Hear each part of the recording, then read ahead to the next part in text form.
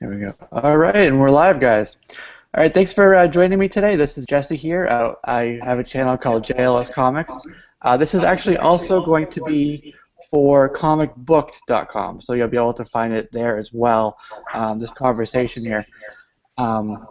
What we're going to do is talk to, I have Larry here and Steve work on Nyobi, a really fantastic book. So we're going to talk about that. Well, first I want to get into, well, actually, want to introduce yourselves first? Sure. I'm Larry. I'm the creator of Nyobi. I came up with all the character designs and the storyline. And yeah, and I just muted Steve because he was giving us an echo, but we'll get on with Steve now. Go ahead, Steve. Unmute yourself and let the people know who you are. Okay, I'm Steve Bollier. I'm the interior artist from Nyobi issue 2, and I draw my own stuff also, and I just like comics a lot. Very good. I think we all have that in common here, right? What an addiction, man. Yeah. It is. It's getting out of hand, if you ask me. Well, actually, it can never get out of hand, but No. I think that our wives or other people might tell us that. But so we're going to talk about the book you guys are creating, Nyobi. But first, I'm really curious about yourselves and kind of where you started. Have you both always been writers and artists, or is that something that evolved over time for you? Steve, I'll let you take it away first. Okay, well, basically I'm an artist, and sometimes I write my own stuff, indie books. But I've always been intrigued by the art medium. I watched like the old school animation, Voltron, Transformer Generation 1, Albator, I think in English it's Captain Arlock. Okay. And yeah, and I've been like reading comics since I was younger. I saw like books in the, at that time you could like find books in grocery stores or small shops and everything.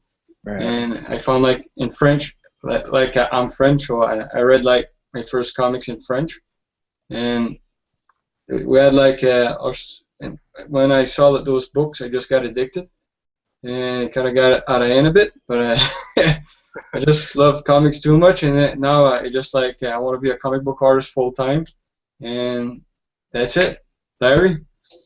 Well, for me, I've always been that kid that always had that wacky, strange imagination, if you will. And you know, I've been loving this medium, this form of entertainment, probably since I was about 6 years old. Ever since I discovered what cartoons were, and I started watching the 1960s Spider-Man series where every backdrop was the same, and it was the same music through every show. But that grabbed me, and then once I was able to read, probably one of the first comics I probably ever picked up was either Amazing Spider-Man or Uncanny X-Men. I'd be hard pressed to figure out which of the two it was.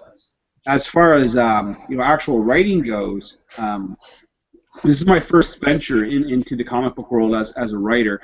But I've always written crazy little stories. I used to do a lot of tabletop RPGs, so back in the day, Dungeons and Dragons, Okay.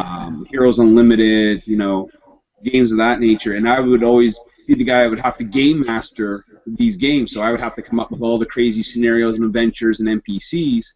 So, Nyobi itself started off as an RPG character, like when I was 16 years old. Oh wow. Okay. Yeah.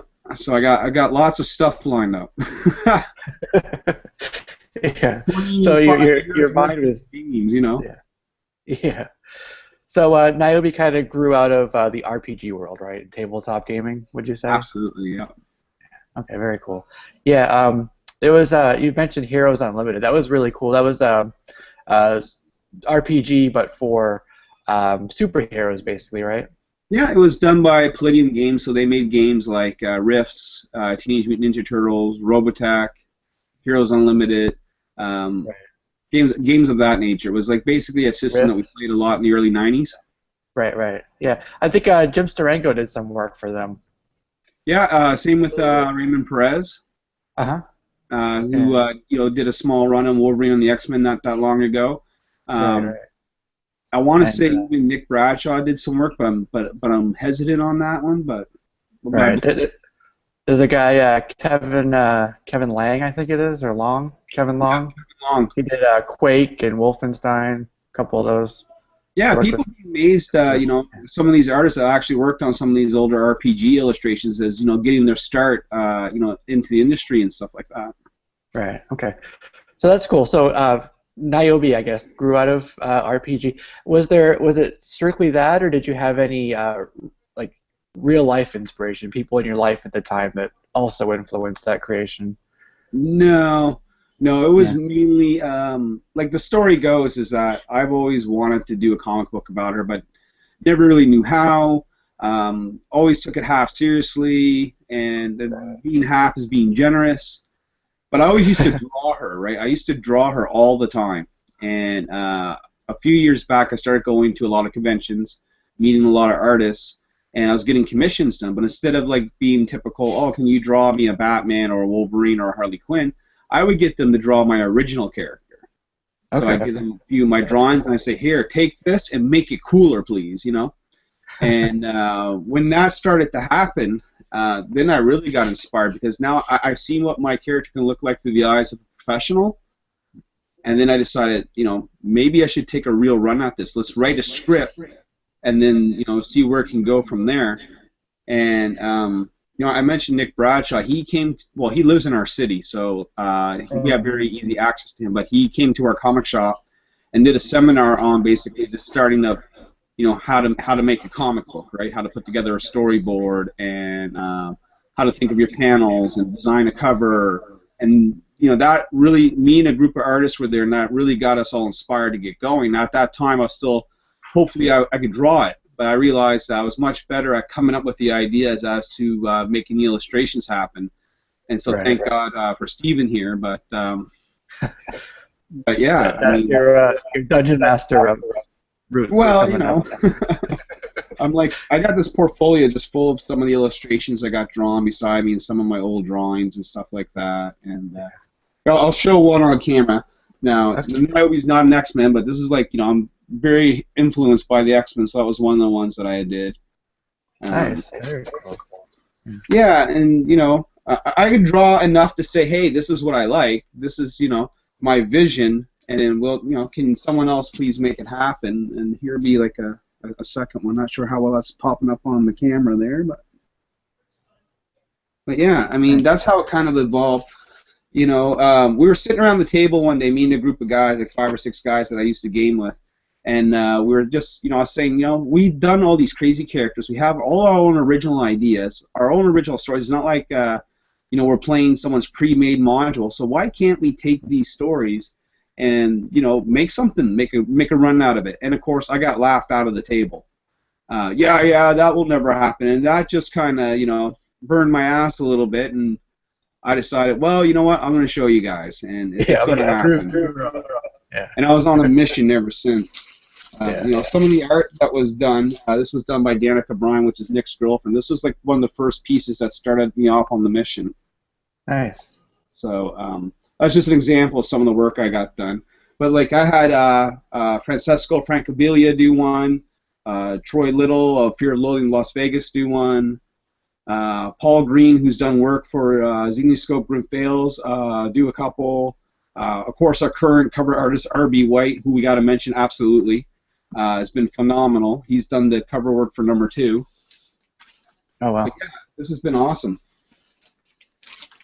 Yeah, I can imagine, it's your creation, but seeing other people help bring it to life must be phenomenal and just mind-blowing, from where it started to now here's not only my creation, and it's something, I have a book now, but, other artists, Steven included, bringing it to life, it must be a phenomenal feeling. Yeah, I mean, to see your idea through someone else, because everyone else has their own different style and their own different take on the character, and they'll always ask me, well, how do you want to draw? And my answer to them is, how do you see it? You know what I mean? Put your twist on it and bring it to me, Right. And cool. I've gotten some phenomenal artwork from it. I even got like from Troy Little, a little Powerpuff Nyobi, you know what I mean? So everyone's got something different to the table, Yeah, that's cool.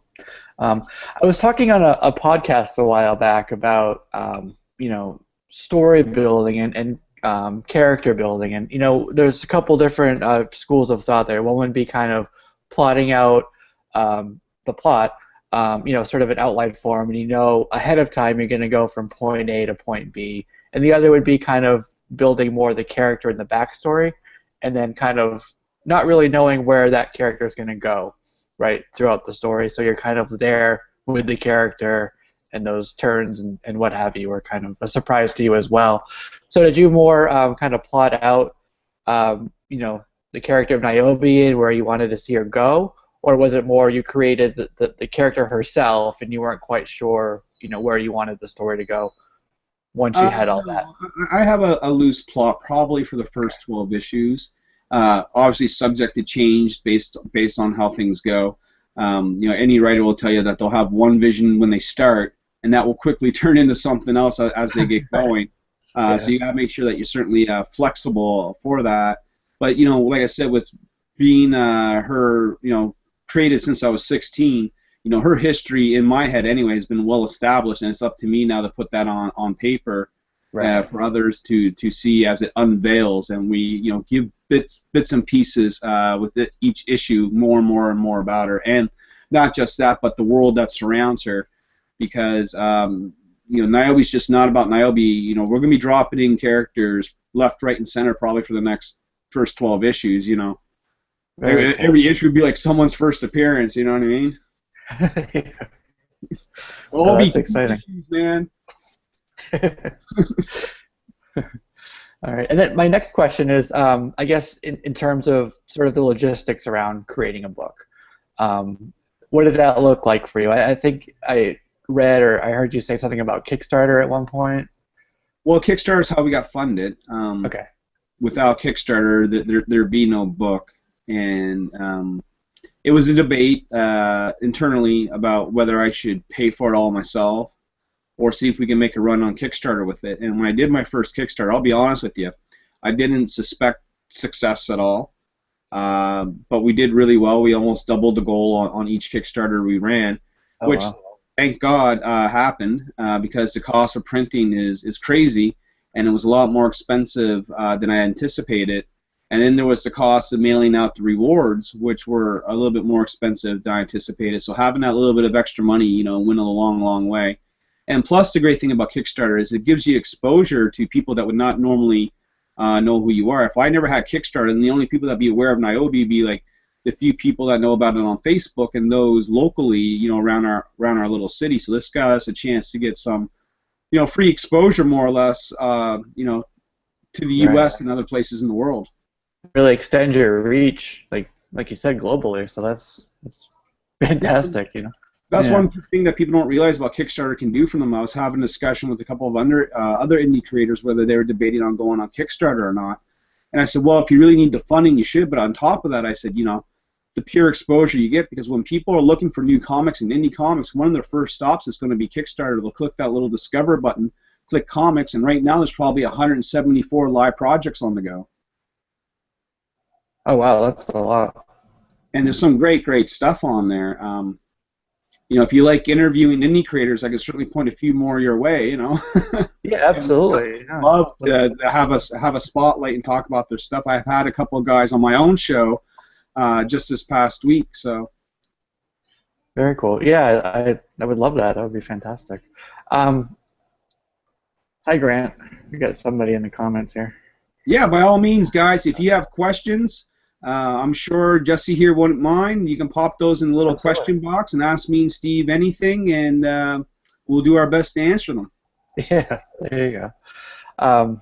Yeah, no, I got it up now, so as they come in, I can field the questions to you guys and give a shout out to whoever asked it. So I think that would be cool.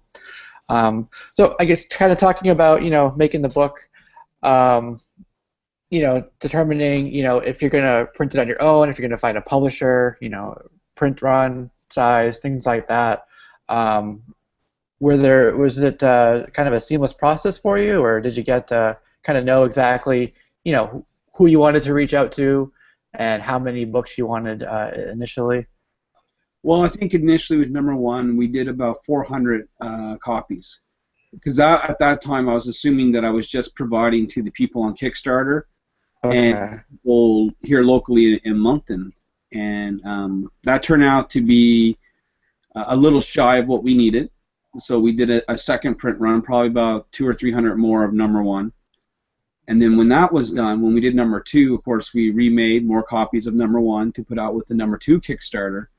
Right. And then this thing called YouTube happened, and I gotta give a shout out to to a couple people, guys like Marty from Comic Book Fanatics, and I gotta give a shout out to Chris from We Love Comic Books. Both guys have had me on their show and helped promote the book. And through those guys, we made a lot more contacts and a lot more sales, and that's helped extend us even further. So that was a market that I wasn't expecting. That we had to make extra copies for Nyobi on, and then we did a local convention that went really, really well. And we have a great comic book shop here that puts our books on the shelves, and had a special day for us where we could go do a launch, and it was it's been cool. It's been really, really fun. Nice. Sounds like everybody is really, really supportive. So that's fantastic. Hopefully, through this, you may get some other contacts and sales as well. That's one of the goals here too. So yeah, absolutely. For you guys. Yeah. Right now, we pretty much have sold out of number 1. Here at the house, I probably got about a dozen copies of number 2 left. So if anyone wants some, that'll be we'll be printing our next run probably in July when we launch the third Kickstarter. Okay, well, I'll definitely have to look into that myself. Are you part of Diamond, or is that separate for you? Because I know sometimes there's some requirements with that. Yeah, Diamond does have some requirements, and it is something we've looked into. Our cover artist, R.B. White, has suggested that we go with Diamond. The thing with Diamond is you got to have a minimum of 5 books that they want to see. Technically, we have 2, but we got 5 if you want to count all our different covers. But I was in contact with them, and they did encourage me to send them my stuff, so we will be doing that after the third Kickstarter. Diamond's a different beast altogether, though. The thing with Diamond is, you gotta have everything ready 3 months in advance. Your comics gotta have a barcode, which we never had before until now. Now we actually have the barcode. I figured out how all that works. So, everything's like a brand new learning experience for us. But yeah, Diamond would be certainly something we'd be very much interested in. Preferably, I like to be with a publisher before we got into Diamond. But if we had to go the other route, then we're prepared, and we'll do that. Okay, yeah. I know one thing with Diamond is if they call, let's say, and say, hey, I need a print run of 5,000, you need to be like ready with the printers to get those out pretty quick, right? So you have to kind of have that infrastructure in place first. Yeah, and that exact example of what you said is the part that's holding me back the most with submitting to Diamond, is that right now we print locally, and I don't want to throw them underneath the bus or anything, but it's fairly expensive. We're paying through the nose for our books, quite honestly. But my cover artist may have found us a better alternative, so we're looking into that. Okay. And of course, the more you print, the cheaper it gets. And so we weren't printing a whole lot, so we weren't exactly getting the best discount in the world. Right. Now when we print, we might be looking at doing like a minimum of 1,000, and hopefully we can move 1,000 books. I just didn't want to print 1,000 and have 600 books sitting in my closet. You know what I mean? Right. Yeah. Yeah. I know that definitely makes sense. Not worry anymore, but you never know. I don't want to be too overconfident with something like that.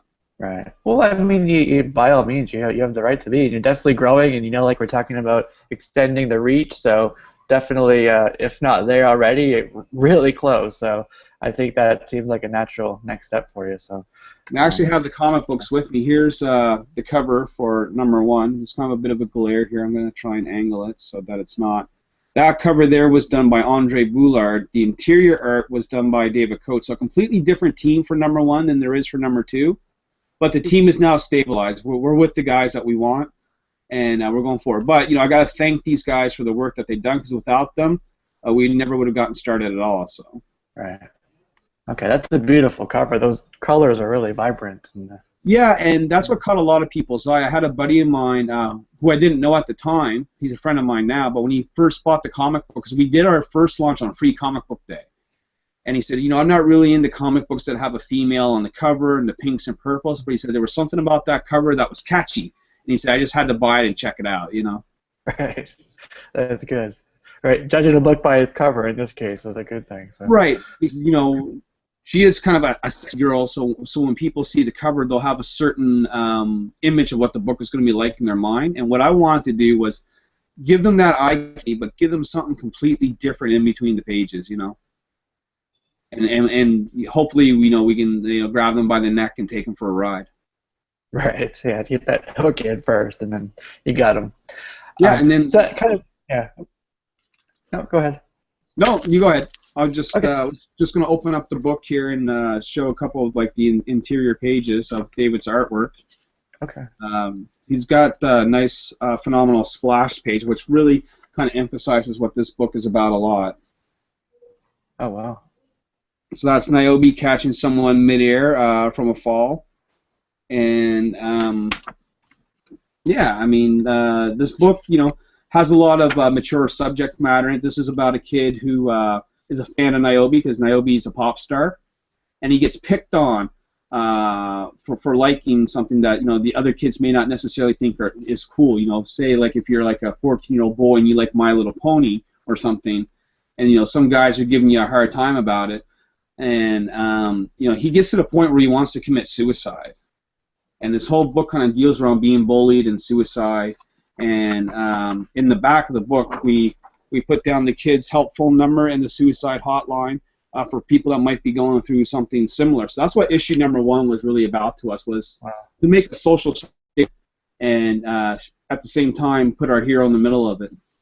Right. No, that's fantastic. You know, some of the best books, in my opinion, or the best runs, have always been things that people could relate to, or, you know, it had, you know, social commentary that, you know, people could, you know, understand. And definitely, you know, dealing with depression and suicide is huge. You know, definitely, you know, I've had things in my own life in the past, or, you know, just kind of liking things that not everybody likes, right? So that's something that I think, I don't want to speak for the both of you, but I think for a lot of you know, people in the comic book world, that's something that they can definitely relate to, and having that relatability is phenomenal for a book to have. Yeah, and Not same everyone does. subject matter, and I wanted to make sure when I tackled it, I was going to do it right. You know, I didn't want to make light of anything, and I didn't want to make it, you know, so depressing that it might trigger someone to be a little worse. But I think, you know, in the end, it all comes together very nicely with a very good positive message when you finish the book.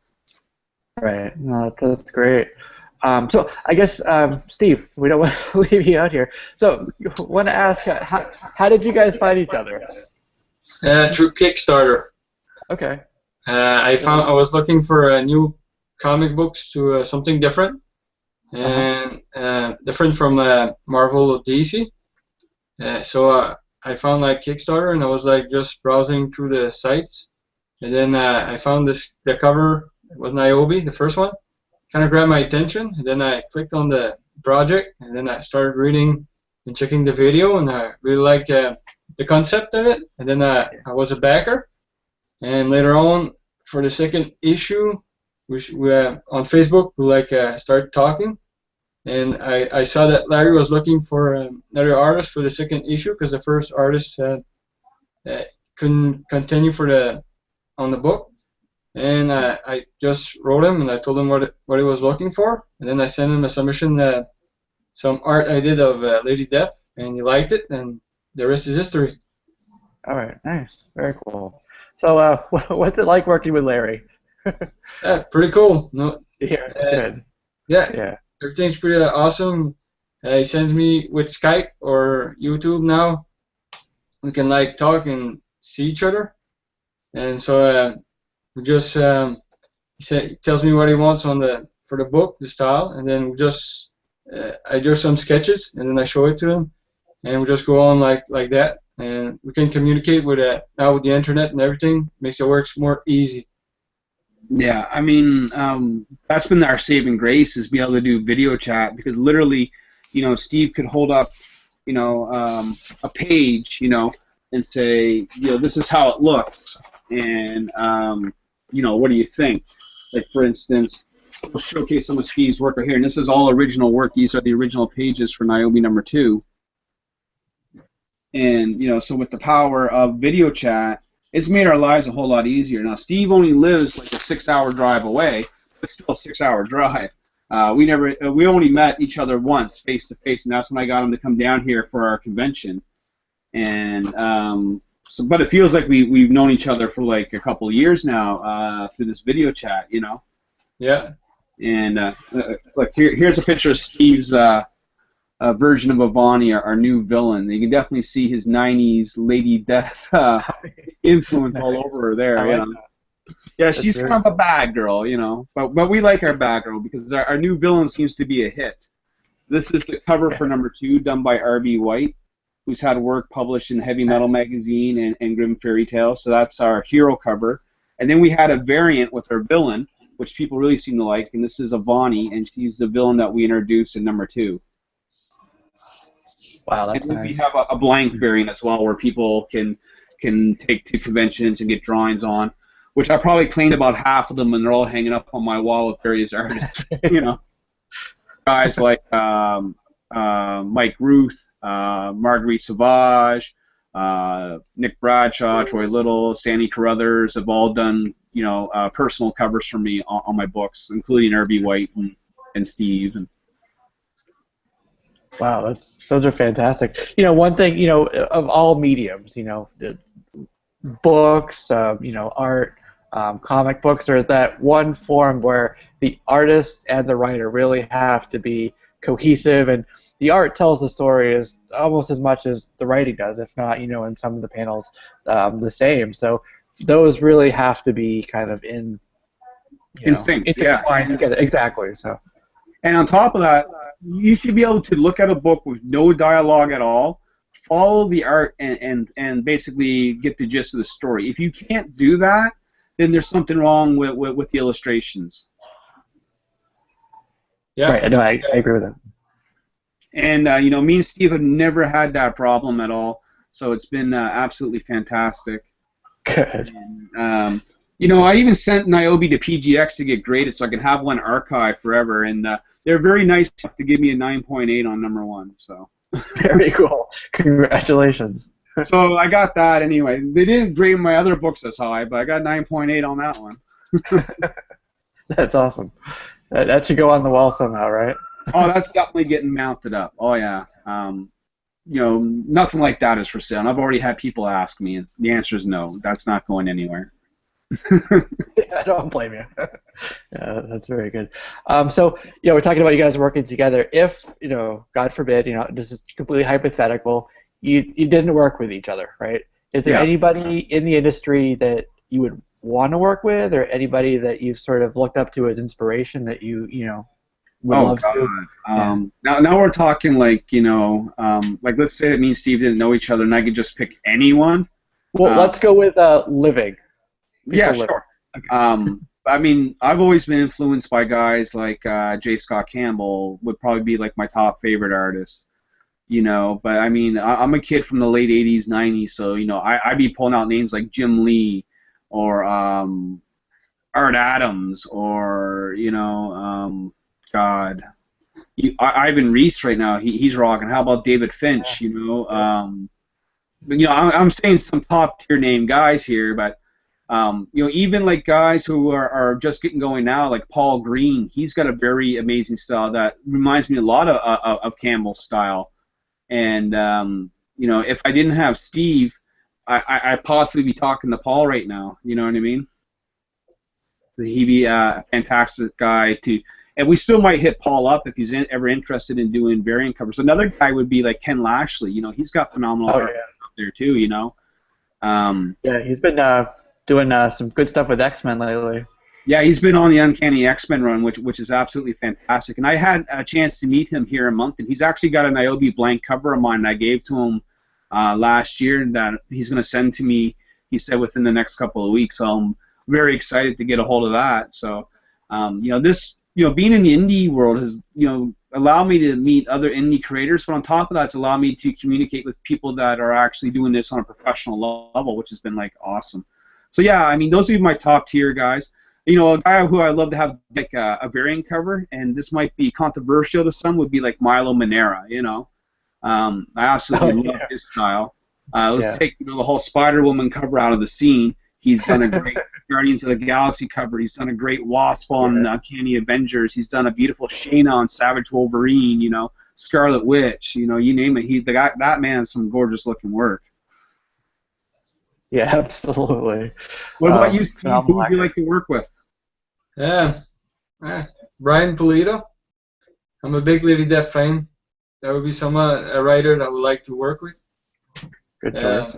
Yeah, I've been a fan of the old school Lady Death, Cowl Comics. Ever since then, Stephen Hughes, the artist, really inspired me. That's one of the artists that inspired me to continue in the art for comics, and he's a cool guy to work with, Brian Pulido. I would like to work with him someday. Hey, you never know. You never know. Well, you got some awesome looking Lady Death pages that you've been rocking to submit. I'm working on some here. Writers, you know, guys that influence me are like guys like Chris Claremont and Peter David, you know, Bendis, of course, Matt Fraction, you know. But check this work out here. Steve, talk a little bit about this. This is the second page. The first page I'm working on, and the third. Basic. She's just walking in the forest. It's like the story's in hell, and she goes through this gate, and this gatekeeper doesn't want to let her pass, and she gets her sword pops out of her hand magically, and then she'll just go confront him in this next pages. So I'm having a lot of fun just drawing. And, you know, Steve, I can tell just from that page alone, because I know that's one of the recent ones you've done, you've already leveled up since the last time you showed me some drawings, you know what I mean? So, that's awesome, you good sir. I want to always evolve, never stop learning. I just like learning new tricks, new stuff. That's what's fun about art. There's no limit. Never stop learning. It's always fun. All right, that was very cool. Do you have more you want to show? Well, I can show off our cosplay model. Let's give her some dues. This is Emily Hodson, and she kind of tours around with me a little bit, and she cosplays as Nyobi. As you can see, she's a very beautiful girl, and does the job very well. So, and then I have another girl now that cosplays as the villain, so that was a hit at our convention. This here's a piece of artwork by C.K. Russell. She's a local artist. This is something that we've been offering as a print to some of our backers and whatnot, and we have a few other prints. I just don't have them handy, but that's one of them that we got for sure. Yeah, there's a metal prints also. Yeah, we have metal prints as well that are really cool, and there'll be more of those coming up in the future. Very cool. Poor Steve, I'm always making him chase after stuff. All right. I'm gonna step off the camera here for 1 second. There's some background noise. I gotta cut that out. Yeah, sure, absolutely. So we'll just take over and hijack the JLS show. I can show you guys while you're waiting for Jesse to come back some of the other artwork that's been done for Nyobi in the past. This here's a beautiful piece by Andre Boulard. This here was potentially going to be the cover for #1. We went with a similar cover but a different style. Hey Steve, you're back. Yeah, just found it. Yeah, so that's the metal print for Ivani, a very abstract view of her. That was done by Jeanette Arsenal, who is the cosplay model for Ivani. And she shows up at the convention with a stack of these metal prints. And I'm like, where the hell did you get those? Turns out she works at a metal engraving place and has the ability to make these things. So cool. That she just tripled her value to me. Yeah, she's a keeper, right? Because you're going to keep her, because now we're going to do our regular prints, some metal. You know, I backed the Lady Death Kickstarter 3 books in a row, and the coolest thing that I ever got out of that was Jamie Tyndall's metal prints, the Death Rider prints with Lady Death on the motorcycle. And Jamie Tyndall, he's another one of my favorite artists. He'd be another guy I would pick to do a cover. He's actually drawn a Nyobi for me as well, and that I can actually get. I'll run off while you talk to Steve, and we can show off Jamie Tyndall's Nyobi because it's pretty sharp. All right, sounds good. Yeah, I have one of my favorite covers I have is Jamie Tyndall drawing Danger Girl, which is J. Scott Campbell's creation. Yeah, cool covers. It's but you definitely can't go wrong with that. Yeah.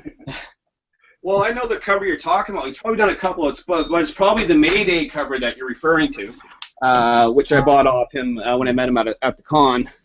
But this is Nyobi drawn on a Harley Quinn cover. But that's nice. Jamie Tyndall's work right there. And this is probably the most I've ever paid for a commission, but this is also the most cherished possession I have. So a lot of detail on that.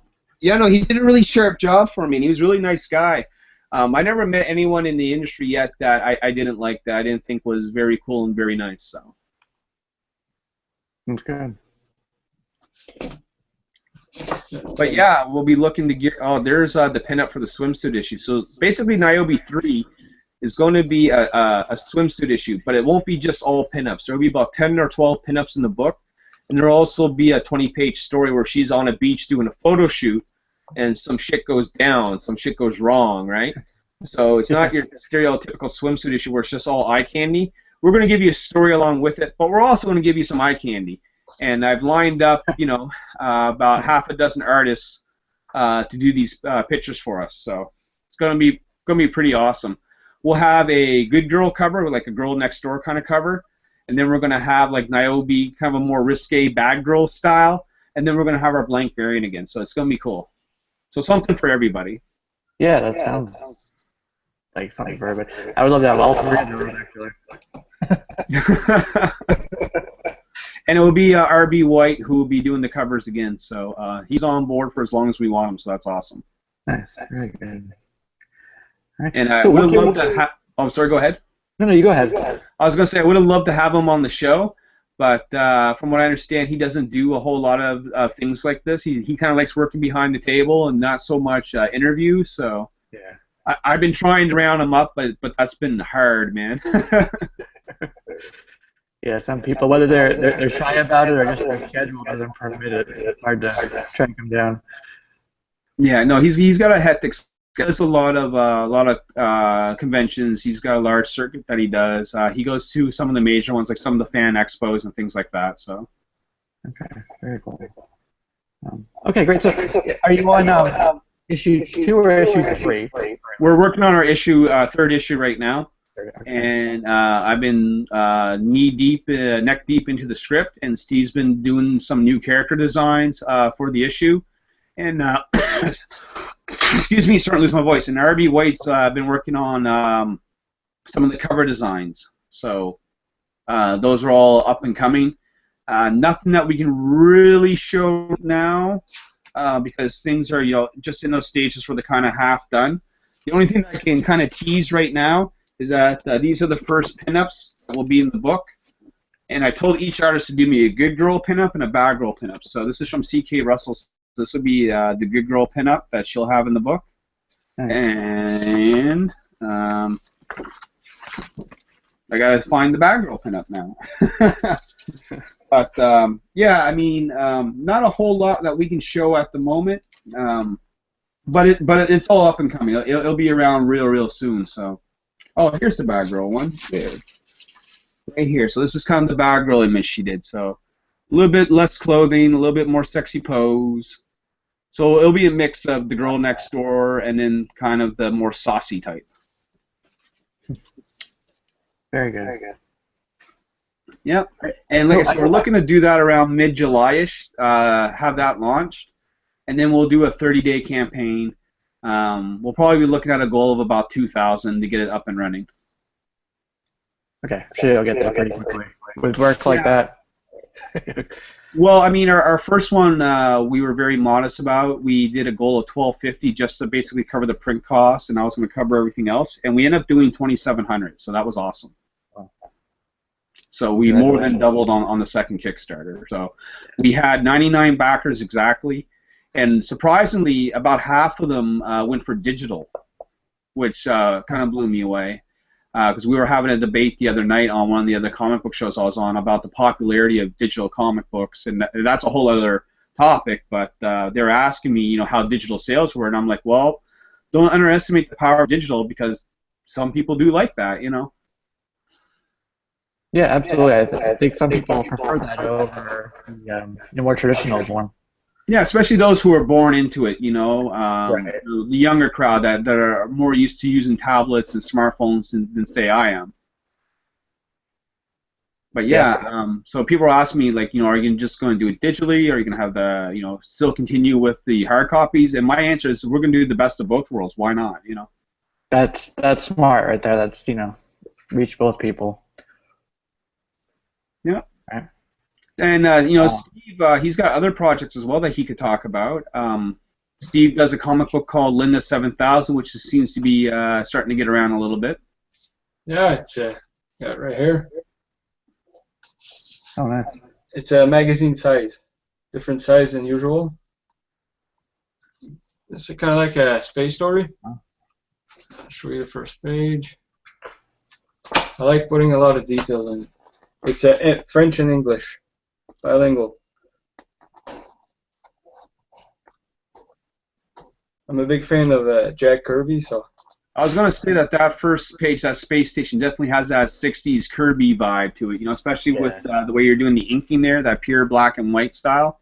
Yeah, I just love his style, so you can see the influence in my work. Yeah, and the great thing, like you said about that comic, is that you offer it in 2 different languages, which really seems to be a hit with a lot of people. So, it kind of surprised me. It's English and French. I don't know, I just thought doing something different. And people seem to like it a lot. And then you have your own web series called Canadian Cindy as well. Yeah, it's on Facebook. I got some.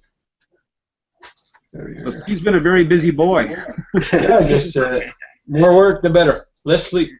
Yeah, I'm going to keep him even busier now because once we finish the script and I'm over halfway done, that thing goes to Nicole Raymond, who's my editor. And by editor, I mean she corrects all my bad grammar and poor spelling, make sure it's readable, and then that goes out to Steve, and then he'll draw it up. And there's a good look at Canadian Cindy right there.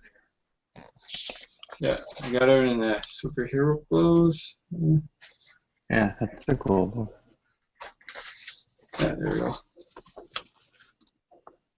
Kind of driving big robots around, fighting like bad guys. She's like it's kind of like a mix of Captain Planet and Transformers.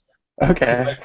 She's like trying to save like the planet, forest animals and stuff against like evil companies that are like destroying the forest.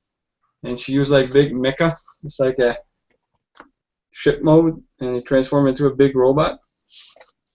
And that's cool. Yeah, I grew up with both of those. Well, you gotta love Transformers, especially Generation 1. It's like that's the bad guy's ship right there. Transform into a huge robot. I almost got the Metroplex vision there, Yeah, it's a lot of influence in there. And you can see like Jack Kirby style there, influence. Yeah, absolutely. Yeah.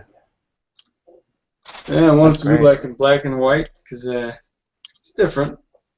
We had brought Steve to his first convention there a couple months ago, and that was a hoot and a treat. Oh yeah, our first convention, that was pretty awesome, meeting the fans and everybody. It was kind of cool.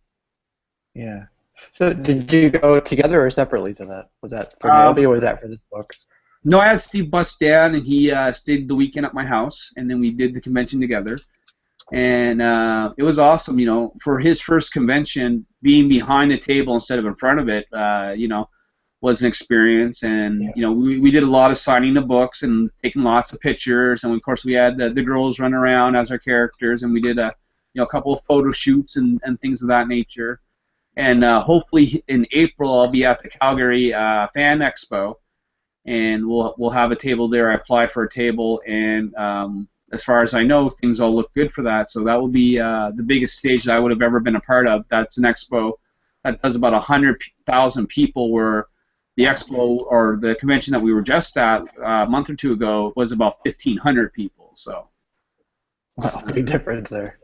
Well, I've been to the Calgary Expo before, but only as a fan. That's where I met Jamie Tyndall and had the commission done and stuff like that. And I went there just for that, you know. That's where he was going to be, and this is where I was going to hit him up. Plus, I have family that was out there, so I was able to like do a vacation and do the expo at the same time, kill two birds with one stone. So definitely looking forward to going back. Right, very cool. Yeah, like you said, completely different experience being on the other side of the table versus going in as a fan. Yeah. Well, I found the hardest thing for me was not wanting to leave the table because at a convention, I want to be everywhere. You know, I want to be looking at all the vendors. I want to be up and down Artist Alley.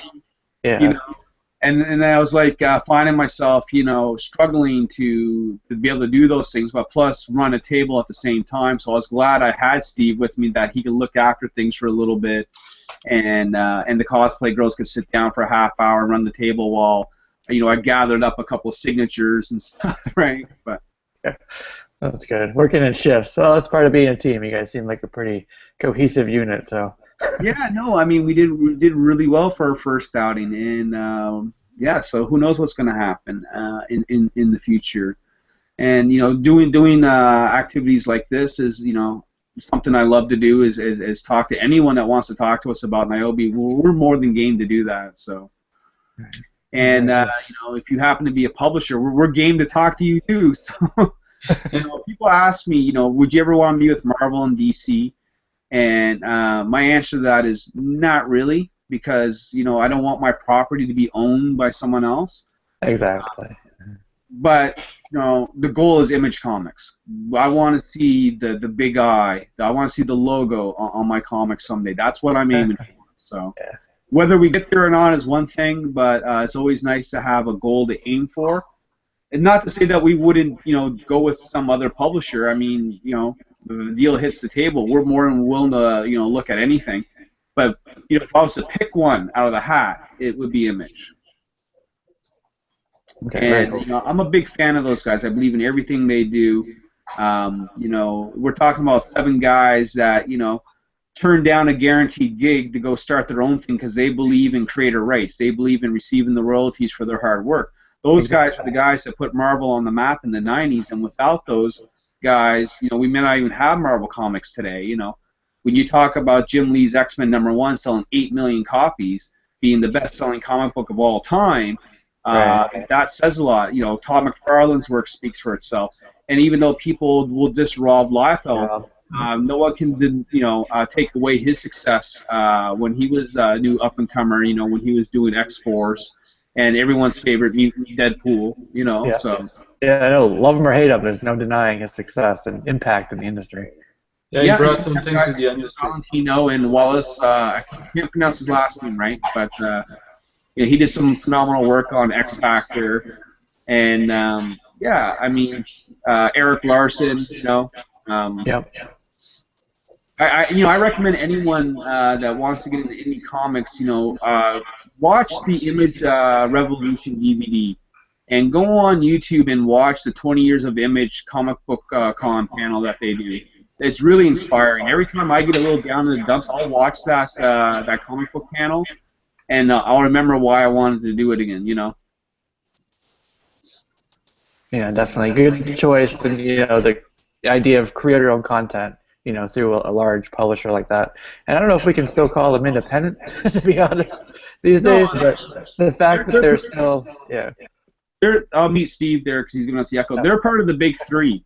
As far as I'm concerned now. I mean, Image had its slump for a while after their first, you know, outing with Youngblood and Wildcats and Cyberforce and whatnot. Then they kind of, you know, they were still around, but they weren't doing a whole lot. And then basically Robert Kirkman saved them with The Walking Dead. And since that renewed energy, now you're getting books like Bitch Planet and Rat Queens and, you know, Sex Criminals and Beauty and, you know, Tokyo Ghost and Monstrous, and the list just goes on and on and on. You know, I Hate Fairyland, you know, you name it. These guys are producing as many books, if not more, than the big 2, and, you know, their success is showing, you know. Image is a big player now. Exactly, right. They almost had to reinvent themselves after, you know, everybody left and, you know, a lot of things happened. And like you said, with Walking Dead, it kind of was that catalyst towards being essentially a new company with all this new content, and the hit keep coming right after the other, right? It seems like, Yeah. I think that really ties into the fact that it is creator-owned content that they're putting out. That there's so much more love and quality into the book and into the characters that it really shows in their books. Yeah, speaking of just like indie creator comics in general, like Image right now is dealing with a lot of known names, but they still deal with some of the new guys. But I mean, that's a great alternative source, people. If you're looking for something different than your standard superhero trope, if you will, check out some of the work that's done by Image. Check out some of the work that's done by some of these other smaller companies. I could recommend Aspen Comics. I could recommend Boom Studios. Check these guys out. And if you're really looking for indie stuff, if you're really looking for the groundbreaking stuff, go on Kickstarter and have a look there, man.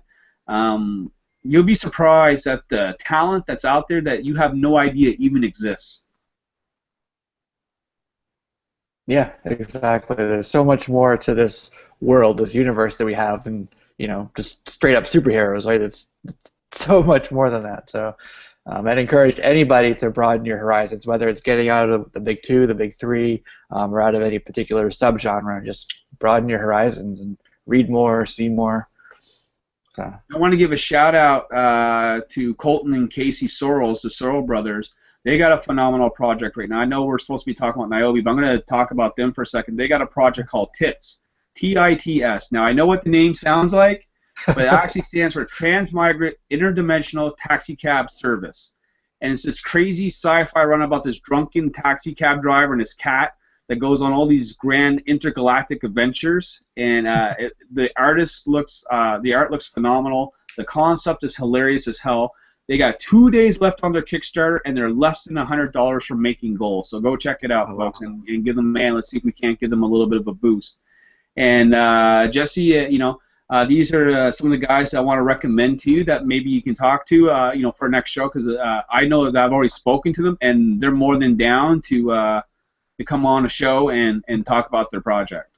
yeah, absolutely. I'd love to have them on. And writing a piece for comicbook.com as well. It's a website that really wants to help and support independent creators and independent publishers and promote their work. So anybody within that vein that you want to send my way, I would be more than happy and delighted to have on this show, but also write for the website too. So yeah, and we as independent guys, we appreciate sites like yours taking an interest in us and helping us get out there, because without that we wouldn't have the exposure that there is. A lot of sites will obviously focus on what's popular and what's out there, and having a look at the quote unquote little guy really helps us in more ways than one could actually imagine. Right. So you keep doing your thing, brother, because we definitely appreciate it, and I know that a lot of other people will appreciate it too. And you have a sharp-looking site. I've been sharing that around on my Facebook, and that's the thing. I find with this world that there's like the YouTube comic book community, but there's also another community, and that's the indie creator community. And these guys are kind of a tight-knit bunch of guys. They'll back each other's projects. They'll share each other's projects. They'll try and help each other get more and more contacts and more networks, because we're all in the same pool together, and we all want to help each other succeed and make it. No one's being greedy and no one's being egotistical about it. Everyone is, for the most part, willing to lend a helping hand. No, that's fantastic, and I think that will overall make the industry stronger. Not just one person individually, but everybody, whether they're working directly together or at separate projects. It'll just strengthen the industry as a whole. Yeah.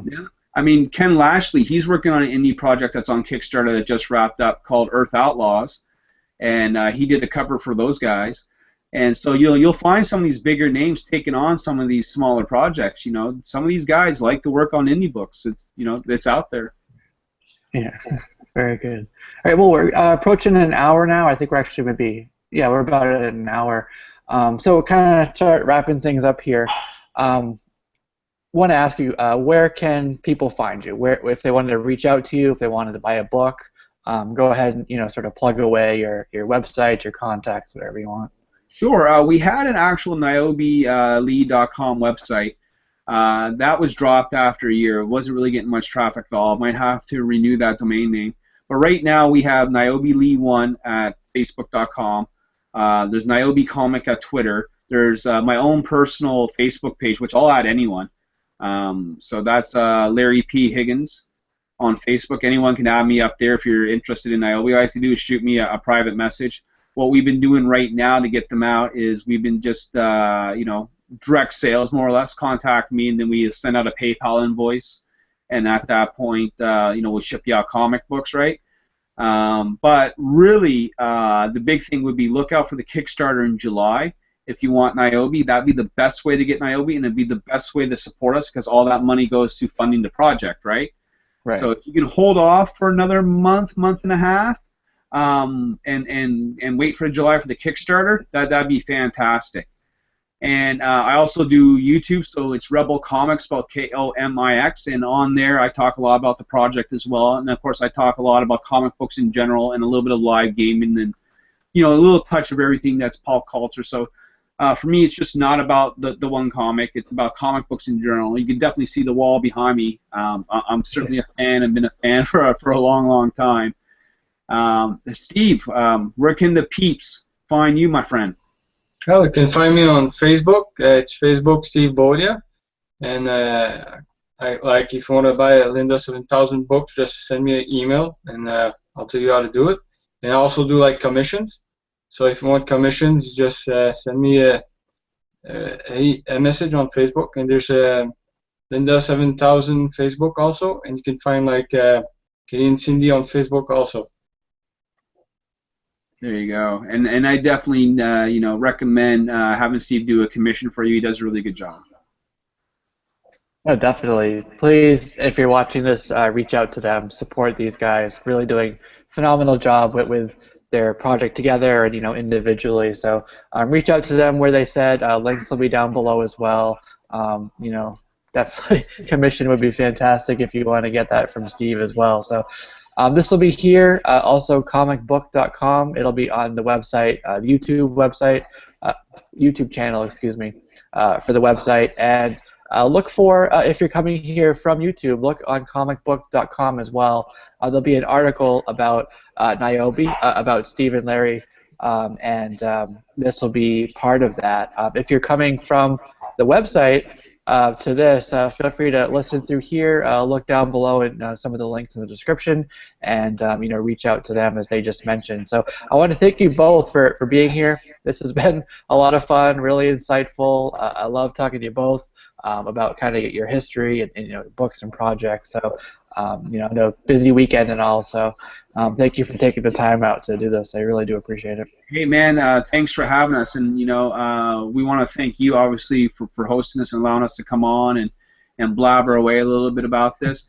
And privately on Facebook, fire me off an email address, because what I would like to do is send you some of the digital copies of Nyobi so you can look those over and have a read. And that'd be really cool if you can check it out and let me know what you think. Yeah, absolutely. I'd love to do that. Beautiful. Any last parting words, Steve? Yeah, just really fun to do. Anytime, man. If you want to do another interview, I'm all for it. And you can send me a friend request on Facebook, and I'll send you a PDF file of my Linda 7000 comic if you want.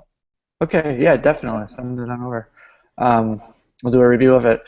So yeah, any closing thoughts from you, Larry? Or just thanks for having us. Keep an eye out for the Kickstarter. Definitely check out comicbook.com. Check out glsscomics.com. Again, another shout out to Comic Book Fanatics, for making things possible, because I think that's how we met. So, you got to give props to that site, to that page. A lot of good people on that page, a lot of activity, a lot of love for comic books on that page. So can't say that enough about those guys over there. All right. Well, thanks once again, and I appreciate it. You guys are always welcome on this channel, and whether it's Facebook here, wherever. I'm glad to be connected with you guys, and look forward to talking with you more in the future. So that'll do it for another interview here. This is a comic conversation I wrote, so that'll do it for this, and we'll see you guys in the near future. All right.